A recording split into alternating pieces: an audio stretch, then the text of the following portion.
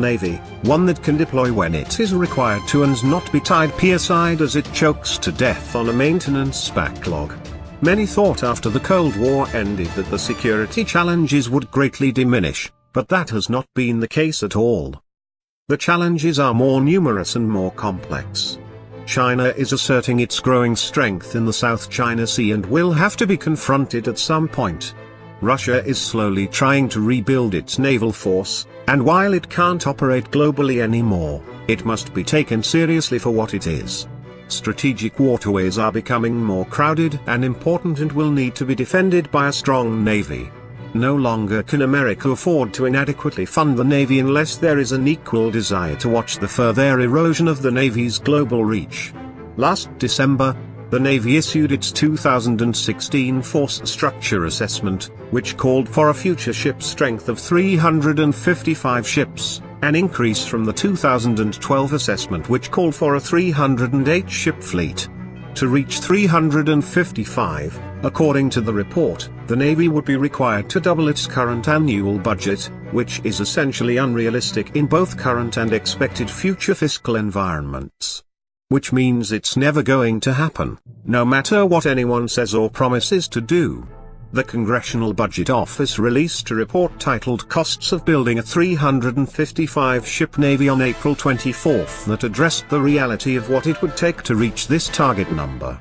The report states, the earliest the Navy could achieve its goal of a 355-ship objective would be in 2035, or in about 18 years, provided that it received sufficient funding. CBO estimates that, over the next 30 years, meeting the 355-ship objective would cost the Navy an average of about $26.6 billion annually for ship construction, which is more than 60% above the average amount the Congress has appropriated for that purpose over the past 30 years and 40% more than the amount appropriated for 2016. To establish a 355-ship fleet, the Navy would need to purchase around 329 new ships over 30 years.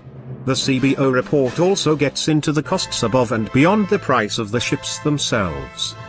Don't forget, more ships mean more helicopters and aircraft to fly from them, more unmanned systems to support them and more weapons to arm them, and more personnel to train and pay, more sailors and civilians to train the larger force requirement, more fuel and supplies to operate the additional ships, not to mention the increased maintenance budgets needed to keep the ships combat ready. It is not a cheap proposition. The CBO estimates that the annual cost of operating a 355-ship fleet would be $94 billion. Today, the 245-ship fleet costs $56 billion. Where will an extra $38 billion come from? And it's not just the lack of money that is a problem, it is the lack of an adequate industrial base to build a new influx of ship orders. After years of making less than 10 ships per year, it cannot be expected to see a rapid increase in the number of ships under construction at one time. No magic wand or bucket of cash will change this overnight. Building aircraft carriers and submarines requires a skilled labor force, and while the shipyards today are designed to handle the current level, it will take years to acquire and train the additional shipbuilders. And that process can't even begin to start until there are more ship orders. Another potential issue is the granting of security clearances to workers who will build the growing fleet. Reuters reported that many union members are unable to obtain the required clearances, especially as far as submarine construction is concerned. In fact, General Dynamics Electric Boat began developing its own grassroots campaign to secure future workers. Partnering with local schools in Connecticut and Rhode Island, Electric Boat is helping to train its future submarine workers before they even are hired. As the Navy struggles with putting ships to sea, three critical areas exist. They are the future of the submarine fleet, the Navy's aging cruisers and what to replace them with, and the need for a true small surface combatant.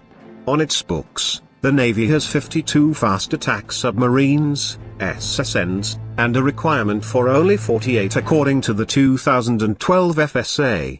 So, the Navy is 4 boats ahead and should easily be meeting the needs for Navy submarines worldwide. That is not the truth, however.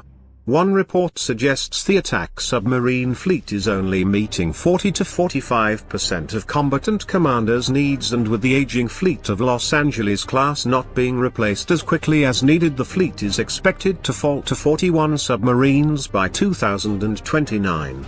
That number is below the 2012 assessment's requirement of 48 and well below the 2016 version, which calls for 66. The SSN was partially bolstered by the conversion of 4 Ohio-class SSBNs that were converted to cruise missile submarines, but even those hulls are to be out of service by 2028. The Navy is expected to continue to buy 2 Virginia-class attack subs per year for the foreseeable future, even with construction looming for the Columbia-class ballistic missile submarine. Initially, it was expected that construction of future Virginia-class boats would drop to 1 per year, as Stackley explained during the appropriations hearing. In the past we had anticipated dropping down our submarine construction, our attack submarine construction, during years of the Columbia program procurement. In fact, we intend to, and we are laying the groundwork, to sustain 2 submarine per year procurement rate, because that is our number one shortfall. It's not only about getting new attack submarines. It's about keeping those in the fleet seaworthy, and making sure trips to the shipyard are completed correctly and in a timely manner. For instance, USS Boise has been sitting pierside at Norfolk Naval Base for 47 months, yes, almost 4 years! Because it has lost its dive certification. This means the submarine cannot submerge, and that is a fundamental problem. Work to begin to repair Boise is not even slated to begin until January 2019, so the SSN has 6 more months tied to the pier. Boise is not alone, however. Connecticut and Albany, 2 fast attack submarines, also had extended absences from the fleet. In each case, the maintenance period was expected to take approximately 24 months. Instead, it took 4 years for each submarine to return to the service. The problem is only going to get worse as the backlog at U.S. Navy shipyards keep growing and SSNs continue to receive lowest priority at those shipyards. Currently the Navy has 22 Ticonderoga-class cruisers in its inventory. Easily the most powerful surface combatant the Navy possesses, the type introduced the Aegis combat system to the world when the first ship of the class was commissioned in 1983.